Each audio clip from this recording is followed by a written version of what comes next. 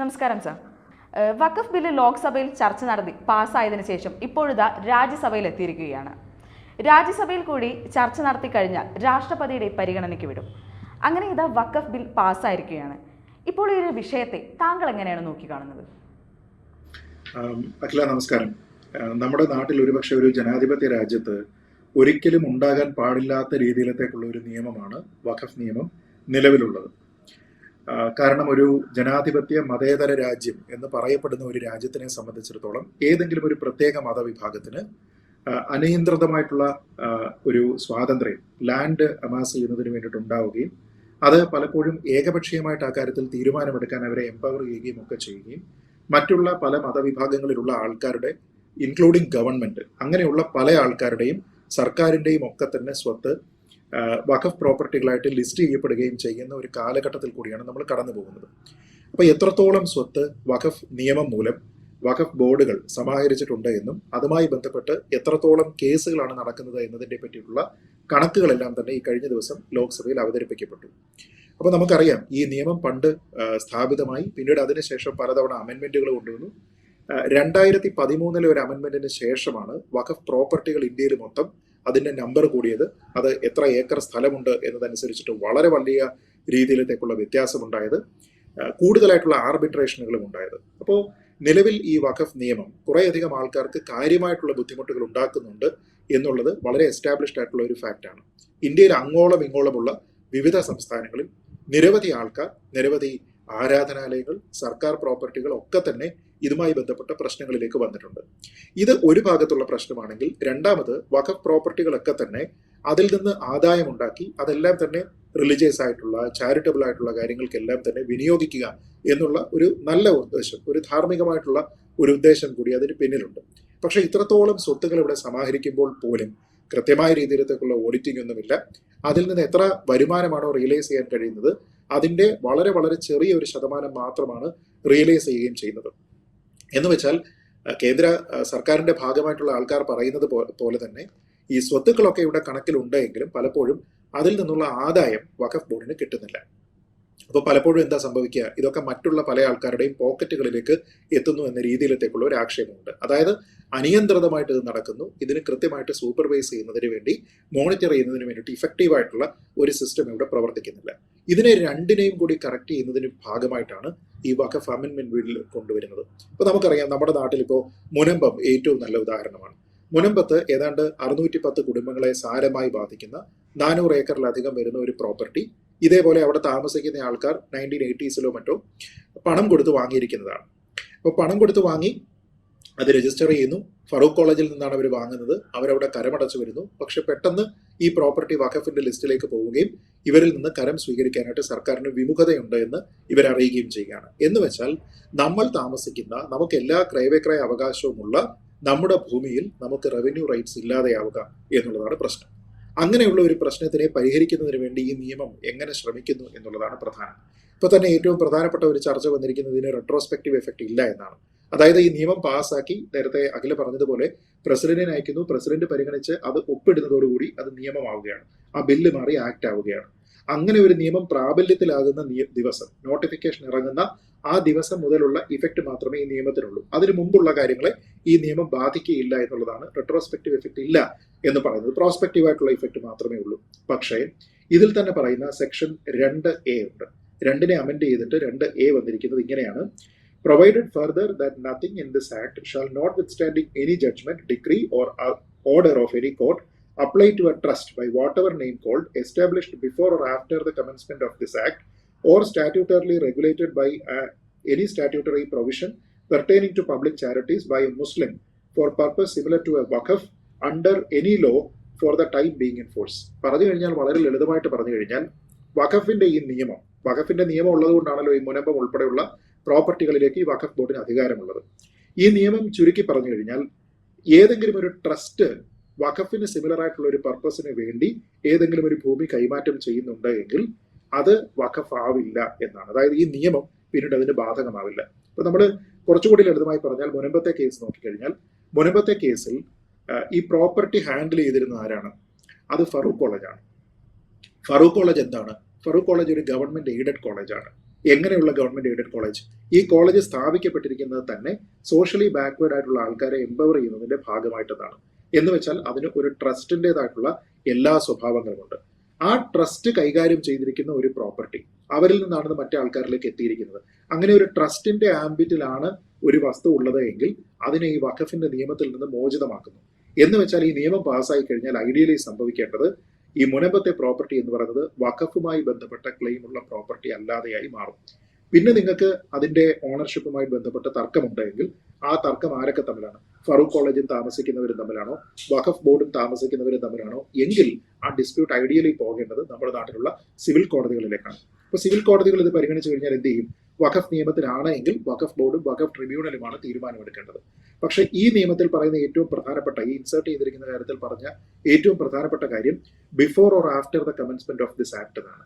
എന്ന് വെച്ചാൽ രാഷ്ട്രപതി ഒപ്പിട്ട് വിജ്ഞാപനം പുറത്തിറങ്ങിയ ഡേറ്റ് മുതൽ മാത്രമല്ല, even before the commencement of this act, അതിനു മുമ്പും ഇതിന് പ്രാബല്യത്തിലുണ്ട്. അപ്പൊ അങ്ങനെ നോക്കിക്കഴിഞ്ഞാൽ നമ്മൾ ഇതിനെ ഒന്നൊന്നായി നോക്കിക്കഴിഞ്ഞാൽ മുസ്ലിങ്ങൾ സ്ഥാപിച്ചിരിക്കുന്നതാണോ? ആണ്. ട്രസ്റ്റ് ആണോ? ആണ്. വഖഫാണോ? വഖഫിന് സമാനമായിട്ടുള്ള പ്രോപ്പർട്ടി കാണിക്കുന്നുണ്ട് എങ്കിൽ ഇതിന് നമ്മുടെ നാട്ടിലുള്ള ഏത് നിയമമുണ്ടെങ്കിലും, ഏത് ഡിഗ്രി ഉണ്ടെങ്കിലും, ഏത് ജഡ്ജ്മെന്റ് ഉണ്ടെങ്കിലും, കോടതിയുടെ ഏത് ഉത്തരവുണ്ടെങ്കിലും അതൊന്നുമില്ലാതെ തന്നെ ഈ വഖഫ് ആക്ട് ഇവർക്ക് ബാധകമല്ല എന്നാണ്. Shall not apply to a trust എന്നാണ്. എന്ന് വെച്ചാൽ ഇതിന് പിന്നീട് നിങ്ങൾക്ക് ഡിസ്പ്യൂട്ട് ഉണ്ടെങ്കിൽ അത് തീരുമാനിക്കേണ്ടത് വഖഫ് ട്രിബ്യൂണൽ അല്ല. വഖഫ് ബോർഡിന് ഏകപക്ഷീയമായി ഇതിന്റെ ഓണർഷിപ്പ് തീരുമാനിക്കാനും കഴിയില്ല. എങ്കിൽ സിവിൽ കോടതികളിലേക്ക് പോയി കഴിഞ്ഞാൽ സിവിൽ കോടതി നോക്കുമ്പോൾ ഇവിടെയുള്ള ആൾക്കാർക്ക് ആധാരമുണ്ട്, ആ ആൾക്കാർ അത് വാങ്ങിയിരിക്കുന്നത് ഫറൂഖ് കോളേജിൽ നിന്നാണ്, അവര് ഒരു വഖഫ് പ്രോപ്പർട്ടി ആയിട്ട് ലിസ്റ്റ് ചെയ്തിരിക്കുന്നതിനെ കയ്യേറിയതല്ല. കാരണം ലിസ്റ്റിൽ ഇത് ഉൾപ്പെടുന്നത് 2019 അതിന് പതിറ്റാണ്ടുകൾക്ക് മുമ്പ് ഇവർ ഇത് വാങ്ങിയിട്ടുണ്ട്. ഇനി അതിന്റെ പിന്നിലേക്ക് നമ്മൾ പോയി കഴിഞ്ഞാൽ സിദ്ദിഖ് സേട്ടുവിന്റെ ഒക്കെ ഭാഗത്ത് ആ കണക്കുകൾ നമ്മൾ നോക്കിക്കഴിഞ്ഞാൽ അദ്ദേഹത്തിന്റെ പഴയ തലമുറയിലേക്ക് ഇത് തിരുവിതാംകൂർ കൊട്ടാരത്തിൽ നിന്ന് കിട്ടിയിരിക്കുന്നതാണ്, ലീസിന് കിട്ടിയിരിക്കുന്നതാണ്. അപ്പൊ അതിനെ ഈ നിയമത്തിൽ നിന്ന് മാറിക്കഴിഞ്ഞാൽ പിന്നെ പൂർണ്ണമായിട്ടും സാധാരണ രീതിയിലത്തേക്കുള്ള സിവിൽ ആർബിട്രേഷന്റെ ഭാഗമായിട്ട് പരിഗണിക്കാവുന്ന ഒരു വിഷയവും ആ മുനമ്പത്തുള്ള ആൾക്കാരുടെ പ്രശ്നങ്ങൾക്ക് ശാശ്വതമായിട്ടുള്ള ഒരു പരിഹാരവും ഉണ്ടാകാനുള്ള എല്ലാ സാധ്യതകളുമുണ്ട്. അപ്പൊ അങ്ങനെയുള്ള ഒരു നിയമം ഇവിടെ നടപ്പാക്കുന്ന സമയത്ത് എന്തിനാണ് നമ്മുടെ നാട്ടിലുള്ള രാഷ്ട്രീയ കക്ഷികൾ ഇതിനെ എതിർക്കാനായിട്ട് ശ്രമിക്കുന്നത് എന്നുള്ളതാണ്. അവരതിൽ പല പെറ്റി ഇഷ്യൂസ് ആണ് പറയുന്നത്. ഇപ്പൊ നമുക്ക് തന്നെ അറിയാം, ഇവിടെ കോടതികളുടെ തന്നെ പല ഉത്തരവുകൾ ഉണ്ടായിട്ടുണ്ട്. ഇപ്പൊ കഴിഞ്ഞ ദിവസം കേന്ദ്രമന്ത്രി കിരൺ റിജിജു ലോക്സഭയിൽ ഇതിനെ അവതരിപ്പിച്ചുകൊണ്ട് തന്നെ അദ്ദേഹം തന്നെ പറഞ്ഞിരിക്കുന്ന ചില കേസുകളുണ്ട്. അതേപോലെ തന്നെ ശ്രീ അമിത് ഷാ ഇതുമായി ബന്ധപ്പെട്ട് സംസാരിച്ചിരിക്കുന്ന ചില കേസുകളുണ്ട്. അതിൽ തന്നെ സയ്യദ് ഫസൽ പുക്കോയ തങ്ങളുടെ ഒരു കേസും അതുമായി ബന്ധപ്പെട്ട് കേരള ഹൈക്കോടതിയുടെ ഒരു ഉത്തരവും പറയുന്നുണ്ട്. Waqf is a statutory body, not a representation of Muslims എന്ന രീതിയിലത്തേക്ക്, അതായത് മുസ്ലിങ്ങളുടെ മുസ്ലിം നിയമപരമായിട്ടുള്ള അവരുടെ ആചാര വിശ്വാസ പദ്ധതി സംബന്ധമായിട്ടുള്ള ഒരു കാര്യമല്ല, മറിച്ച് അതൊരു സ്റ്റാറ്റ്യൂട്ടറി ബോഡിയാണ് എന്നും അതിന് തന്നെ വിശ്വാസപരമായിട്ടുള്ള കാര്യങ്ങൾ നോക്കുന്ന ആൾക്കാരുമുണ്ട്, അഡ്മിനിസ്ട്രേഷൻ നോക്കുന്ന ആൾക്കാരുമുണ്ട്. അപ്പോൾ അഡ്മിനിസ്ട്രേറ്റീവ് ആയിട്ടുള്ള കാര്യങ്ങൾ നോക്കുകയും പ്രത്യേകിച്ച് മറ്റ് മതവിഭാഗങ്ങളുമായി ബന്ധപ്പെട്ട പ്രോപ്പർട്ടികളിലൊക്കെ തന്നെ ക്ലെയിം ഒക്കെ ഉണ്ടാവുകയും ചെയ്യുമ്പോൾ അത് ഏകപക്ഷീയമായി തീരുമാനിക്കേണ്ടത് മുസ്ലിങ്ങൾ മാത്രമാണോ, വഖഫ് ബോർഡ് മാത്രമാണോ എന്നുള്ള ചർച്ചയുടെ അടിസ്ഥാനത്തിലാണ് അതിലേക്ക് 2 നോൺ മുസ്ലിം മെമ്പേഴ്സ് കൂടി വരാം എന്ന രീതിയിലത്തേക്കുള്ള ഒരു ധാരണ ഉണ്ടാകുന്നത്. അപ്പോൾ ഇത് മാത്രം വെച്ചുകൊണ്ട് ഈ ഒരു നിയമം പാസ്സാക്കാൻ അനുവദിക്കുന്നതല്ല എന്നൊക്കെ ഇവർ പറയുകയാണ്, പ്രതിപക്ഷ പാർട്ടികളൊക്കെ പറയുകയാണെങ്കിൽ അതിനർത്ഥം എന്താണ്? അതിനർത്ഥം ഈ നിയമം പാസ്സാക്കാനായിട്ട് അവർക്ക് താല്പര്യമില്ല എന്നും മുനമ്പം അടക്കമുള്ള വിഷയങ്ങളിൽ ഒരു ശാശ്വത പരിഹാരം ഉണ്ടാക്കാനായിട്ട് അവർക്ക് താല്പര്യമില്ല എന്നുമാണ്. അതേപോലെ സർക്കാരിന്റെ എത്രയോ സ്വത്തുവകകൾ, നമ്മുടെ നാട്ടിലുള്ള നിരവധി കോടതികൾ നിലനിൽക്കുന്ന പരിസരങ്ങൾ, ഇതൊക്കെ തന്നെ നിലവിൽ വഖഫ് പ്രോപ്പർട്ടി ആയിട്ട് ലിസ്റ്റ് ചെയ്യപ്പെട്ടിരിക്കുന്ന പ്രോപ്പർട്ടികളാണ്. അപ്പൊ സർക്കാരിൻ്റെതാണ് എങ്കിൽ സർക്കാരിൻ്റെത് തന്നെയാണ്, പിന്നെ അതിൽ അപ്പീലില്ല. ഇനി നിങ്ങൾക്ക് എന്തെങ്കിലും രീതിയിലത്തേക്കുള്ള ഡിസ്പ്യൂട്ട് ഉണ്ടെങ്കിൽ അത് സർക്കാരിന് വേണ്ടി അത് നിങ്ങൾ കളക്ടറിന്റെ അടുത്ത് പോവുക, കളക്ടർ ഇത് പരിശോധിക്കും, ആരുടെ പ്രോപ്പർട്ടിയാണ് എന്നുള്ളത് കണ്ടെത്തും, അതിനനുസരിച്ച് തീരുമാനമെടുക്കും. ആ രീതിയിലത്തേക്ക് ഒരു സ്വതന്ത്ര ജനാധിപത്യ റിപ്പബ്ലിക് രാജ്യത്ത് എങ്ങനെയാണോ മതനിരപേക്ഷമായിട്ട് കാര്യങ്ങളെ നടപ്പാക്കേണ്ടത് ആ രീതിയിലത്തേക്ക് കാര്യങ്ങൾ ഇനി എത്തുകയാണ്. അതല്ലാതെ കണ്ണിൽ കാണുന്ന പ്രോപ്പർട്ടി എല്ലാം എനിക്കത് വഖഫാണ് എന്ന് വിശ്വസിക്കാൻ മതിയായ കാരണമുണ്ട് എന്നുള്ള ഒരൊറ്റ സ്റ്റേറ്റ്മെന്റിന്റെ അടിസ്ഥാനത്തിൽ പിടിച്ച് വഖഫാക്കുകയും വഖഫാക്കി ലിസ്റ്റ് ചെയ്യുകയും പിന്നീട് അത് വഖഫല്ല എന്ന് സ്ഥാപിക്കുന്നതിന് വേണ്ടി മറ്റൊരാളിന് മേൽ നിങ്ങൾ അനാവശ്യമായിട്ടുള്ള സമ്മർദ്ദം ചെലുത്തുകയും ഒക്കെ ചെയ്യുന്ന പരിപാടി ഇത് രാജ്യസഭയിൽ പാസ്സാകുന്നതോടുകൂടി ഇല്ലാതെയാകും. അപ്പം നിരവധിയായിട്ടുള്ള ആൾക്കാർക്ക് ഒരു വിമോചനമാണ്. നമ്മുടെ നാട്ടിലുള്ള ആൾക്കാർക്ക് ലാൻഡുമായി ബന്ധപ്പെട്ട് ലാൻഡ് ട്രാൻസാക്ഷൻ എന്ന് പറഞ്ഞാൽ കംപ്ലീറ്റ്ലി സെക്യുലർ ഫംഗ്ഷൻ അല്ലേ. ഇപ്പൊ അഖില മുസ്ലിമും ഞാൻ ക്രിസ്ത്യാനിയുമാണെന്ന് കരുതിക്കോളൂ. നമുക്ക് അങ്ങോട്ടും ഇങ്ങോട്ടും ലാൻഡ് ട്രാൻസാക്ഷൻ നടത്തുക എന്ന് പറയുന്നതിന് മതപരമായിട്ടുള്ള നിയമങ്ങളൊന്നും നോക്കേണ്ടുന്ന കാര്യമല്ല. അത് പൂർണ്ണമായിട്ടും സിവിൽ ആയിട്ടുള്ള ഒരു ട്രാൻസാക്ഷനാണ്. അതൊരു സെക്യുലർ ആയിട്ടുള്ള ട്രാൻസാക്ഷനാണ്. അങ്ങനെയുള്ള കാര്യങ്ങളെ ഗവേൺ ചെയ്യുന്നതിന് ഒരു മതപരമായിട്ടുള്ള ബോഡിയുടെ ആവശ്യമില്ല എന്നുള്ള ഒരു കണ്ടെത്തലിന്റെ അടിസ്ഥാനത്തിലാണ് ഇത് തീരുമാനമെടുത്തിരിക്കുന്നത്. തന്നെയുമല്ല, ഇതിലെ തന്നെ ഏറ്റവും പ്രധാനപ്പെട്ട ചില മതപരമായിട്ടുള്ള പൊസിഷൻസ് ഉണ്ട്. ഇപ്പോൾ ഉദാഹരണത്തിന് മുത്തവലി പോലെയുള്ള പൊസിഷൻസ് ഉണ്ട്, വക്കീഫ് പോലെയുള്ള പൊസിഷൻസ് ഉണ്ട്. അത്തരം പൊസിഷൻസിലെല്ലാം തന്നെ മുസ്ലിങ്ങൾ മാത്രമേ പാടുള്ളൂ എന്നാണ് പുതിയ നിയമം പറഞ്ഞിരിക്കുന്നത്. പക്ഷെ അതല്ലാതെ വരുന്ന ട്രാൻസാക്ഷനുമായി ബന്ധപ്പെട്ട അതിന്റെ അഡ്മിനിസ്ട്രേഷനുമായി ബന്ധപ്പെട്ട കാര്യങ്ങളിൽ മറ്റുള്ള ആൾക്കാർ കൂടി ഉണ്ടായാൽ എന്താണ് കുഴപ്പം? ഇപ്പൊ പല ആൾക്കാരും പറയും ദേവസ്വം ബോർഡ് ഉണ്ടല്ലോ, ദേവസ്വം ബോർഡിൽ മുസ്ലിങ്ങൾ വന്നാലോ, ദേവസ്വം ബോർഡിൽ ക്രിസ്ത്യാനികൾ വന്നാലോ എന്ന്. അങ്ങനെയല്ല.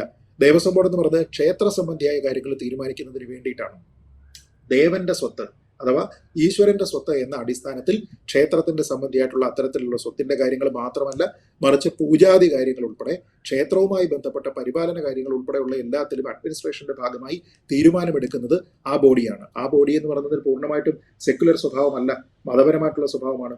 പക്ഷേ ഇതേ എൻറ്റിറ്റി, ഇപ്പൊ ദേവസ്വം ബോർഡ് മറ്റാരുടെയെങ്കിലും ഒരു പ്രോപ്പർട്ടി കണ്ടിട്ട് ഇത് എന്റേതാണ് എന്ന് എനിക്ക് വിശ്വാസമുണ്ട്, എന്റെ ദേവന്റേതാണ് എന്ന് എനിക്ക് വിശ്വാസമുണ്ട് എന്ന് പറഞ്ഞ് കയ്യേറുന്ന ഒരു സാഹചര്യം ഉണ്ടായാലോ? അങ്ങനെ കയ്യേറാനുള്ള അനിയന്ത്രിതമായിട്ടുള്ള ഒരു സ്വാതന്ത്ര്യം ദേവസ്വം ബോർഡിനുണ്ട് എങ്കിൽ നമ്മൾ എന്ത് പറയണം? ദേവസ്വം ബോർഡും സെക്യുലർ സ്വഭാവത്തിൽ മറ്റുള്ള മതവിഭാഗങ്ങളുടെ കൂടി റെപ്രസെന്റേഷനുള്ള ബോഡി ആയിരിക്കണം എന്ന് നമ്മൾ പറയണം. അത് അങ്ങനെയല്ല. അപ്പൊ പിന്നെ വെറുതെ പാരലലുകളെ കൊണ്ടുവന്നുകൊണ്ട് ഈ നിയമത്തിനെ ഡൈല്യൂട്ട് ചെയ്യുകയാണ് എന്ന രീതിയിലത്തേക്ക്, ഇത് മുസ്ലിം വിരുദ്ധമാക്കി മാറ്റുകയാണ് എന്ന രീതിയിലത്തേക്കുള്ള നറേറ്റീവ് സൃഷ്ടിക്കുന്നതിനാണ് നമ്മുടെ നാട്ടിലുള്ള ആൾക്കാർ ശ്രമിക്കുന്നത്. അത് അങ്ങേയറ്റം അപകടകരമായിട്ടുള്ള ഒരു കാര്യമാണ്. ഞാൻ വിശ്വസിക്കുന്നത് ഇന്ത്യ പോലെയുള്ള നമ്മുടെ ഭരണഘടനയുടെ പ്രിയാമ്പിളിൽ ജനാധിപത്യ രാജ്യം അല്ലെങ്കിൽ മതേതര രാജ്യം എന്ന് പറഞ്ഞിരിക്കുന്ന ഒരു രാജ്യത്തിനെ സംബന്ധിച്ചിടത്തോളം ഒരു മതത്തിനും അനാവശ്യമായിട്ടുള്ള ഒരു സ്വാതന്ത്ര്യവും ഇവിടുത്തെ ഉള്ള ഒരു നിയമത്തിലും കിട്ടാത്ത രീതിയിലത്തേക്ക് ഇതിനെ പരിഷ്കരിച്ചു കൊണ്ട് വന്നിരിക്കുന്നതിനെ ഏറ്റവും പ്രധാനപ്പെട്ട സെക്യുലർ നടപടിയായിട്ടാണ് കരുതേണ്ടത്. അതുകൊണ്ട് തന്നെ ഈ നിയമം പാസ്സാക്കുന്നത് വഴി നമ്മുടെ നാട്ടിലുള്ള ആയിരക്കണക്കിന് ജനങ്ങൾക്ക് ആശ്വാസമാകും എന്ന് തന്നെയാണ് ഞാൻ കരുതുന്നത്. നന്ദി സർ. കൂടുതൽ വാർത്തകളും വിശേഷങ്ങളും നിങ്ങളിലേക്ക് എത്താൻ ABC മലയാളം സബ്സ്ക്രൈബ് ചെയ്യുക, ബെൽ ബട്ടണും അമർത്തുക.